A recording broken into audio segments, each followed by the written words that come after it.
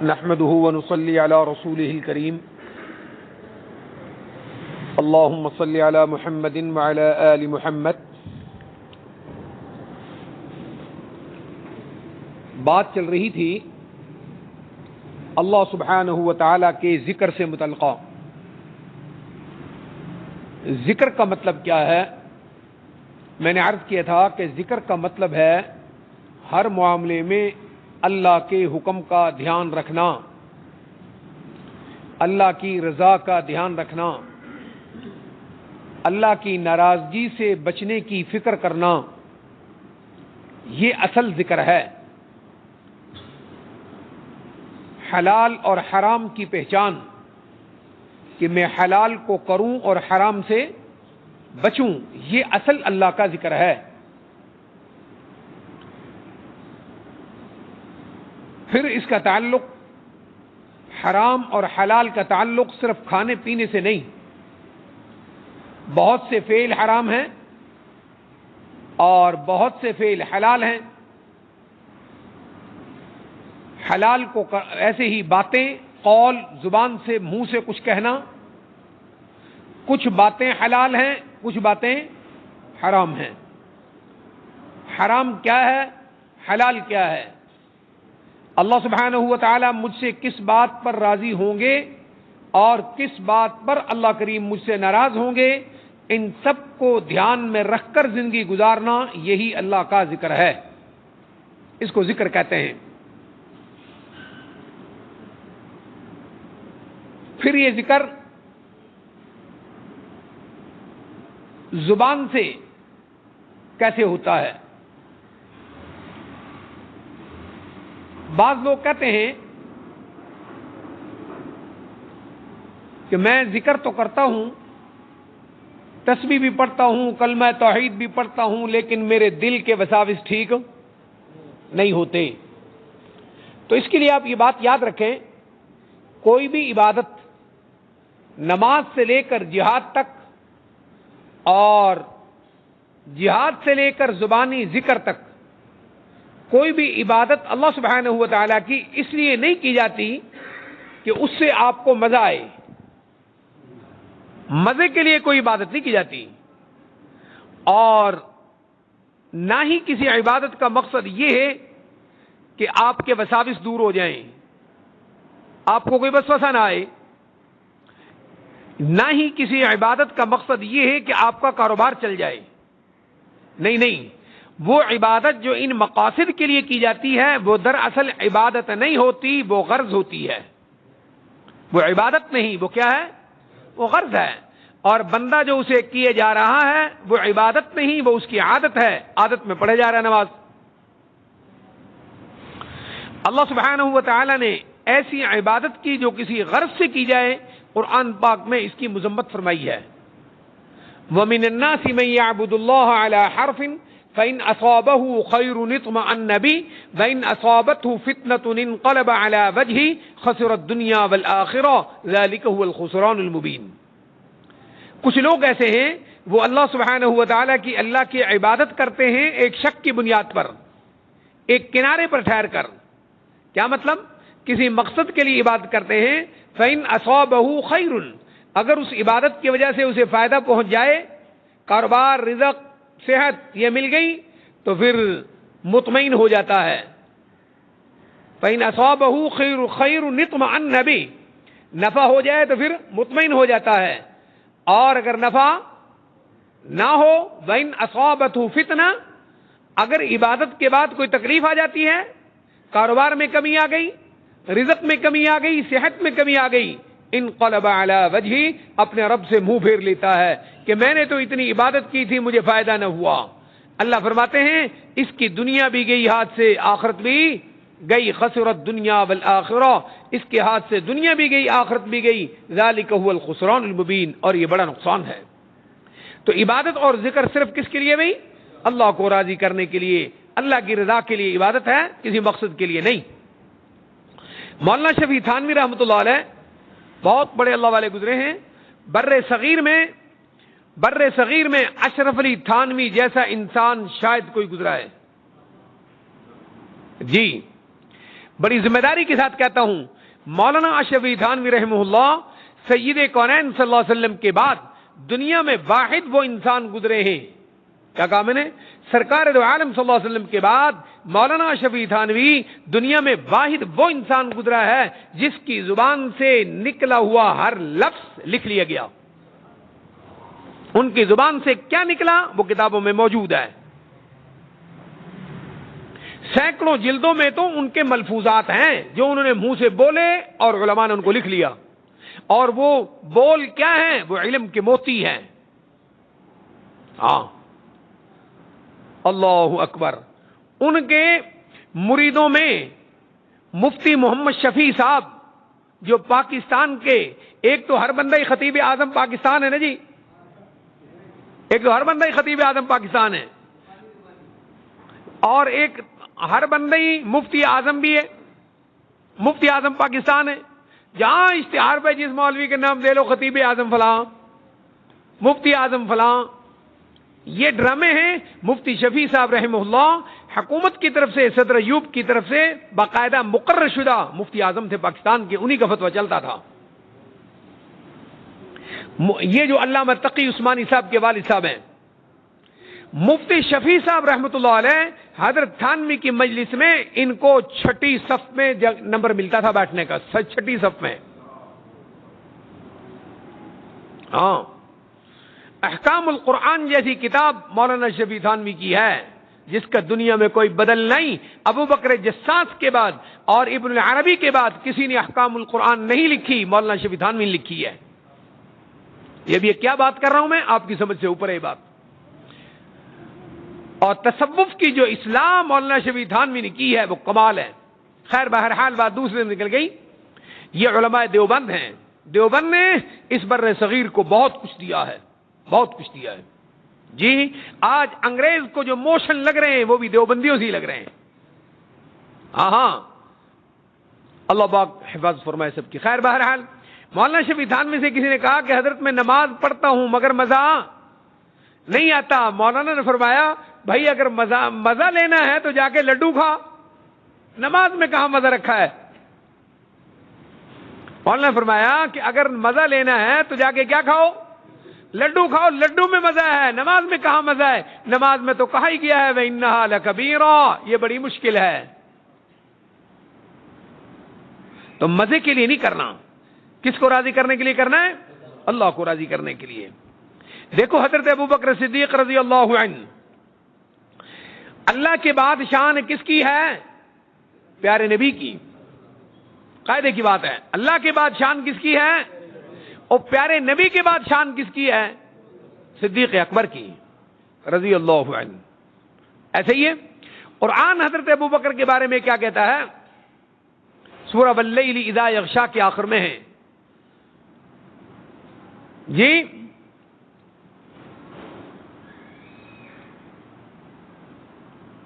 وَسَيُجَنَّبُهَا الْأَتْقَى الَّذِي يُؤْتِي مَالَهُ يَتَزَكَّى. وَسَيُجَنَّبُهَا الْأَتْقَى، جہنم سے سب سے پہلے وہ بچے گا جو سب سے بڑا متقی ہے. یہ قرآن کہہ رہا ہے. جہنم میں جانے سے سب سے پہلے کون بچے گا؟ جو سب سے بڑا. یہ کس کو کہہ رہا ہے قرآن؟ ابو بکر صدیق کو کہہ رہا ہے. یہ قرآن پاک کس کی شان میں کہہ رہا ہے؟ حضرت ابو بکر کو کہہ رہا ہے. وَسَيُجَنَّبُهَا الْأَتْقَى، اتقا سب سے بڑا پرہیزگار. جو سب سے بڑا پرہیزگار ہے وہ جنت جہنم سے بچے گا. الَّذِي يُؤْتِي مَالَهُ يَتَزَكَّى، جو اپنا مال اللہ کے راستے میں دے ہی جا رہا ہے تاکہ پاک ہو جائے. یہ کس کے بارے میں کہہ رہا ہے قرآن؟ صدیق اکبر کے بارے میں. وَمَا لِأَحَدٍ عِندَهُ مِن نِعْمَةٍ تُجْزَى، حضرت ابو بکر پر کسی کا کوئی احسان نہیں ہے. کیا کہہ رہا قرآن؟ وَمَا لِأَحَدٍ عِندَهُ مِن نِعْمَةٍ تُجْزَى، ابو بکر پر کسی کا کوئی احسان نہیں ہے. یہ سارا کچھ ابو بکر کس لیے کر رہا ہے؟ اللہ اکبر. ایک تو ہے نا میں اور آپ کہیں، ایک ہے شہادت اللہ دے کہ ابو بکر کس کے لیے کر رہا ہے. إلا ابتغاء وجه ربه الأعلى. ابو بکر صرف اس لیے کر رہا ہے اللہ راضی ہو جائے. کمال ہے نا, کیا شہادت دی اللہ نے. إلا ابتغاء وجه ربه الأعلى. ابو بکر یہ سارے کام صرف اس لیے کر رہا ہے کہ اللہ راضی ہو جائے. اچھا, ابو بکر یہ سارے کام اس لیے کر رہا ہے کہ اللہ راضی ہو جائے, تو ہمیں بھی اپنی ذات کی قسم وَلَسَوْفَ يَرْضَىٰ, ہم بھی ابو بکر کے ساتھ قیامت کے دن ایسا سلوک کریں گے کہ ابو بکر ہم سے راضی ہو جائے. کیا کہا ہے قرآن نے, سبحان اللہ, کیا خوبصورت کلام ہے اللہ کا. آپ نے رمضان میں کتنا قرآن شریف پڑھا ہے بتانے کی ضرورت نہیں, اپنے ضمیروں کو تھوڑا سا حرکت دے لو, کتنا پڑھا ہے رمضان شریف تو جا رہا ہے. اللہ اکبر. روزہ کچھ نہیں کہتا. دیکھو میں نے آپ کے سامنے تقریر کی ہے, کتنا پانی پیتا ہوں میں, آپ کو اندازہ ہے, اور شوگر کا مریض بھی ہوں میں. جمعے میں کتنا پانی پیتا ہوں کہ نہیں. اب میری آواز میں کوئی فرق ہے؟ کوئی فرق نہیں. کیوں؟ یہ سارا کچھ کس کے لیے بھائی؟ یہ اللہ کے لیے ہے. اوے اللہ کے نبیوں نے, اللہ کے نیک بندوں نے گردنیں کٹا دی ہیں, ہم ایک آواز نہیں دے سکتے اللہ کو. نہیں سمجھے؟ وَلَسَوْفَ يَرْضَىٰ. اللہ نے ابو بکر کے بارے میں کہا ہے کہ میں ابو بکر کو اتنا دوں گا کہ ابو بکر کیا ہو جائے گا. تو اللہ نے شہادت دی کہ ابو بکر جو کچھ بھی کر رہا ہے کس کے لیے کر رہا ہے؟ اللہ کو راضی کرنے کے لیے کر رہا ہے. اللہ ہم سے, مجھ سے, آپ سے بھی اللہ راضی ہو جائے. ہم کمزور ہیں اللہ, ہم نے نہ تیرے نبی کو زمانے کو دیکھا ہے صلی اللہ علیہ وسلم, نہ ہم نے تیرے نبی کی صحبت پائی ہے. اللہ ہم تیرے نبی کے زمانے سے بہت دور کے زمانے کے لوگ ہیں. اس زمانے کے لوگ ہیں جس میں فتنوں کی شہادت تیرے نبی نے دی ہے. فتنوں کا دور ہوگا. مولا کریم ہم فتنوں کے زمانے میں پیدا ہوئے. مولا کریم ہمیں اپنے فضل سے معاف فرما. ہمارے پلے کچھ نہیں ہے سوائے اس کے کہ ہم تجھ پر ایمان رکھتے ہیں, تیرے نبی پر ایمان رکھتے ہیں, تیری کتاب پر ایمان رکھتے ہیں, قیامت پر ایمان رکھتے ہیں. ہمیں اس بات کا یقین ہے ہمیں ایک دن آئے گا, تجھ سے ملاقات ہونی ہے, تو ہم سے حساب لے گا. اللہ تو ہم سے حساب آسان فرما دے. تو اللہ نے صدیق اکبر کے بارے میں شہادت دی ہے کہ صدیق اس لیے کر رہا ہے کہ میں اس سے کیا ہو جاؤں. اللہ نے کہا میں ابو بکر کو کیا کر دوں گا. یہاں مجھے ایک بات یاد آ رہی ہے, اگر آپ کہیں تو میں کہہ دوں. بڑی پیاری بات یاد آ رہی ہے, لیکن ایک شرط میں کہتا ہوں کہ آپ بھی مسلمان ہو جائیں. نہیں انشاءاللہ تھوڑا ہوتا مسلمان. اگر کوئی اچھا بھی آدمی کہے, کوئی پوچھے تو مسلمان ہے, وہ کہتا ہے انشاءاللہ مسلمان ہوں, تو علماء نے کہا ہے کہ اس کے کفر کا خطرہ ہے. اس کے کفر کا خطرہ ہے. اسلام اور ایمان کا تعلق انشاءاللہ کے ساتھ نہیں ہے. آپ یہ بتائیں مسلمان ہونا ہے کہ نہیں؟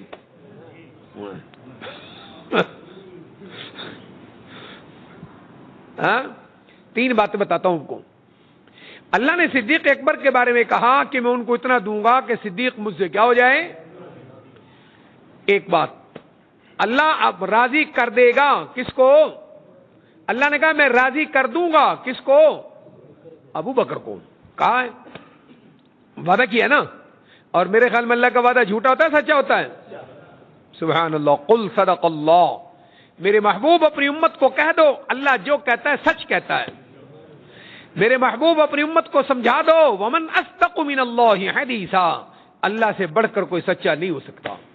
میرے محبوب اپنی امت کو سمجھاؤ ومن اصدق من اللہ قیلا, کسی نے ہونٹ حرکت دیے بات کرنے کے لیے, اس میں جو سچائی پائی جا سکتی ہے ان سچائیوں میں سب سے بڑی سچائی اللہ کی ہے.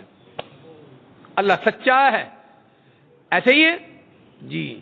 تو صدیق اکبر کے بارے میں اللہ نے وعدہ کیا کہ میں ان کو کیا کر دوں گا.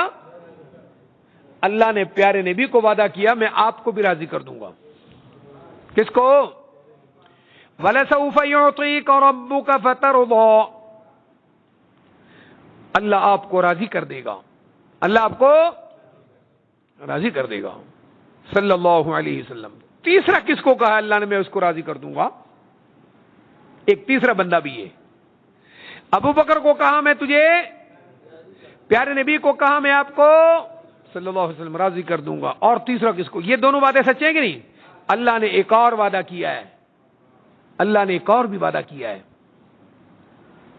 کہ میں تجھے راضی کر دوں گا۔ بتا دوں؟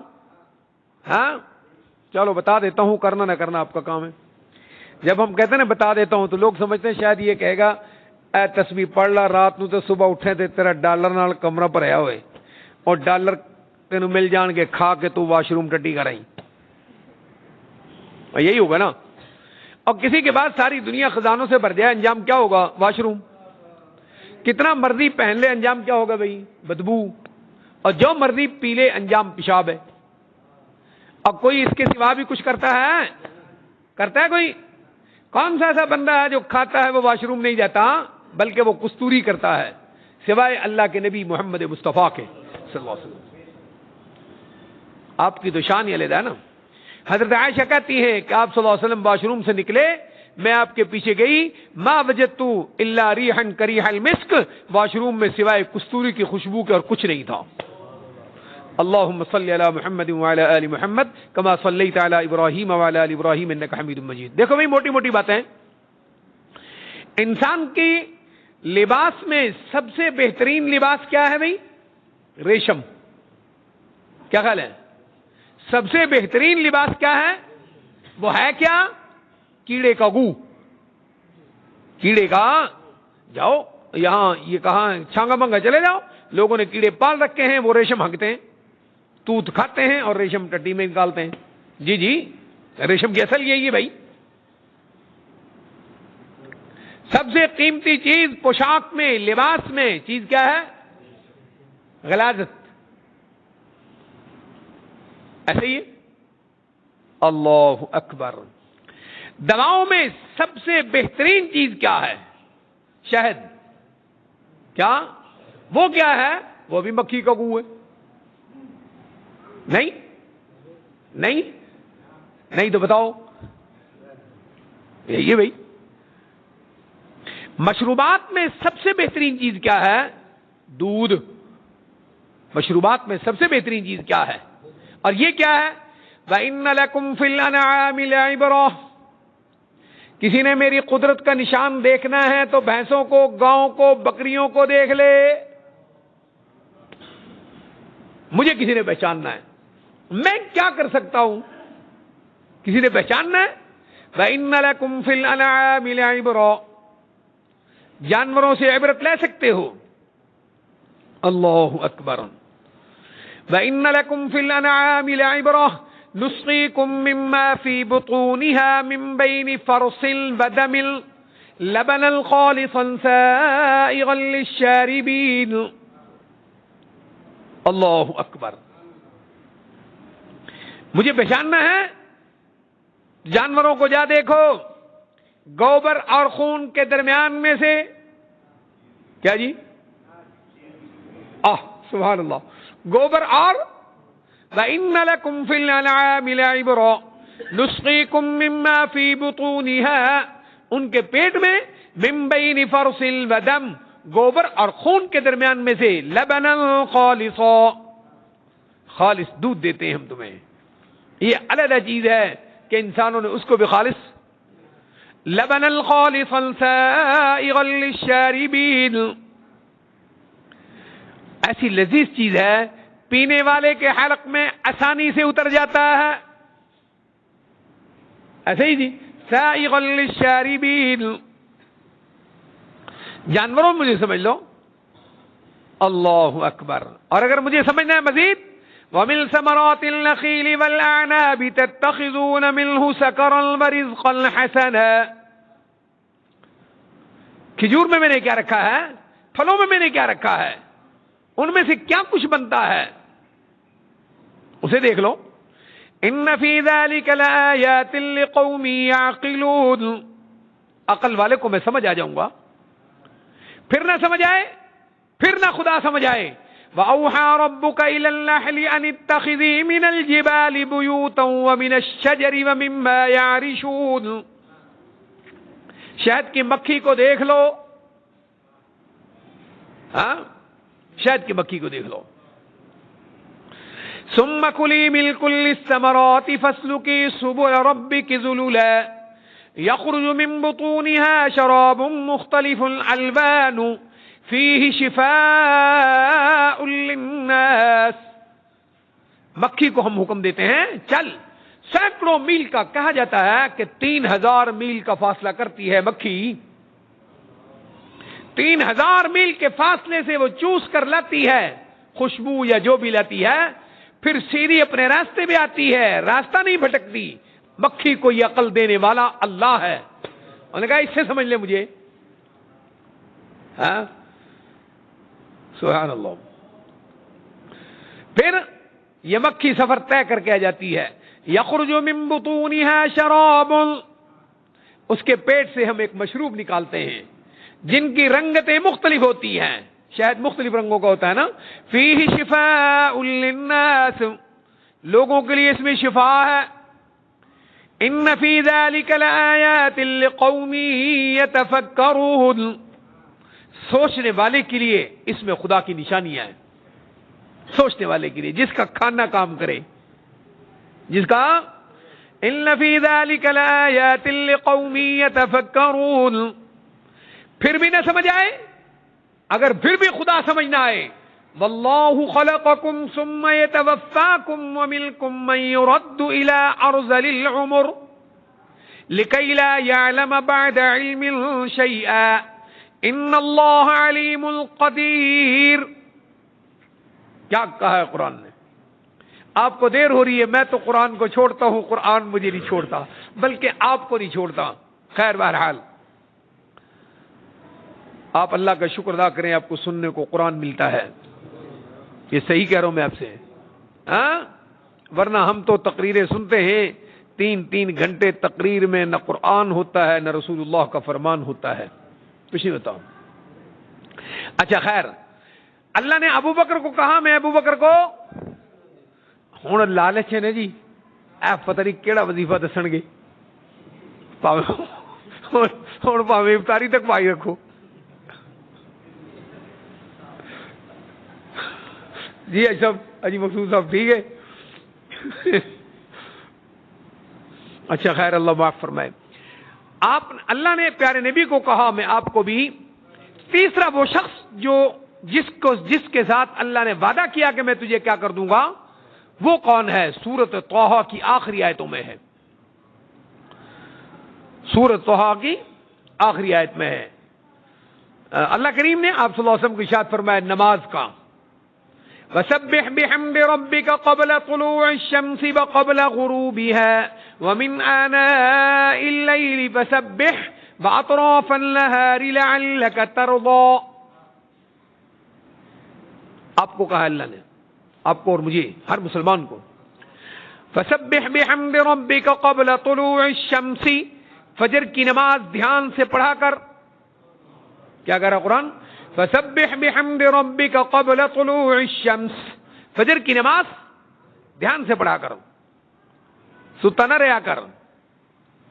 وَقَبْلَ غُرُوبِهَا, عصر کی نماز بھی دھیان سے پڑھا کر, عصر کی نماز بھی دھیان سے پڑھا کر. وَمِنْ آنَاءِ اللَّيْلِ, رات کے کچھ وقتوں میں نمازیں ہیں ان کو بھی دھیان سے پڑھا کر. وہ کون کون سی ہیں؟ مغرب اور عشاء. کنیاں ہو گئی نمازیں جی؟ 4 گڑیاں. چار ہو گئی. وَمِنْ آنَاءِ اللَّيْلِ فَسَبِّحْ وَأَطْرَافَ النَّهَارِ, دن کے ایک طرف میں, وہ کیا ہے دن کا طرف آخر کیا ہے؟ طرف اول فجر سے لے کر زوال تک, اور طرف ثانی ظہر کی نماز زوال کے بعد. وَأَطْرَافَ النَّهَارِ, ظہر کی نماز بھی دھیان سے پڑھا کر, فجر کی نماز دھیان سے پڑھ, اور ظہر بھی, عصر بھی, مغرب بھی, عشاء بھی. دیکھو ان نمازوں کے ساتھ ساتھ ایک لفظ آ رہا ہے فسبح. کیا آ رہا ہے؟ فسبح بحمد ربک. ان نمازوں کو دھیان سے پڑھ, نمازوں کے ساتھ ساتھ اللہ کی تسبیح اور حمد بھی کر. نمازوں کو دھیان سے پڑھ, ان نمازوں کے ساتھ ساتھ اللہ کی تسبیح اور حمد بھی کر. اس تسبیح اور حمد سے مراد کیا ہے؟ نماز کے بعد 33 مرتبہ سبحان اللہ, فسبح آگے نماز کے بعد 33 مرتبہ، نماز کے بعد 33 مرتبہ الحمدللہ، 34 مرتبہ اللہ اکبر. یہ اور میں جو کرتا ہوں وہ یہ ہے، ساری حدیثیں جمع کر کے کرتا ہوں میں. ہر نماز کے بعد 33 مرتبہ سبحان اللہ، 33 مرتبہ الحمدللہ، 34 مرتبہ اللہ اکبر. یہ پورا پڑھ کر پھر 10 مرتبہ سبحان اللہ، 10 مرتبہ الحمدللہ، 10 مرتبہ اللہ اکبر. اس کے بعد پھر ایک اور وظیفہ ہے صلی اللہ علیہ وسلم سے 25 مرتبہ غالباً میرے ذہن میں نہیں آ رہا، دونوں میں پڑھتا ہوں میں. سبحان اللہ 25 دفعہ اور الحمدللہ بھی 25 دفعہ، اللہ اکبر بھی 25 دفعہ اور لا الہ الا اللہ بھی. یہ سارے کرتا ہوں میں، آپ بھی کیا کریں. اور اگر آپ یہ نہیں کرتے تو 33 مرتبہ سبحان اللہ، 33 مرتبہ الحمدللہ، 34 مرتبہ اللہ اکبر. اس کی نمازوں کے بعد کیا ڈال لو عادت، ایک مرتبہ قل هو اللہ احد، ایک مرتبہ قل اعوذ برب الفلق، ایک مرتبہ قل اعوذ برب الناس، ایک مرتبہ آیت الکرسی، اور آخر میں سبحان ربک رب العزت عما یصفون وسلام علی المرسلین والحمد للہ رب العالمین. نہ پریشانیاں رہیں گی، نہ بیماریاں رہیں گی، نہ رزق کی کمی اور تنگی رہے گی. اللہ نے وعدہ کیا ہے فسبح بحمد ربک قبل طلوع الشمس وقبل غروبها ومن آناء الليل فسبح واطراف النهار لعلک ترضا.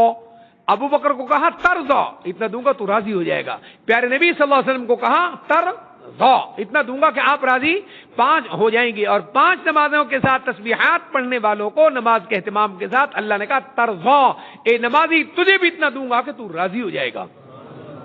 دیکھو ہم چھوٹے ادھر ادھر دھکے کھاتے پھرتے ہیں، قبروں، درباروں، بابوں، ملنگوں، مولویوں، قاریوں، حافظوں، عبدالحق کے پاس دھکے کھاتے پھرتے ہیں. کتنا آسان کام اللہ نے بتا دیا ہے.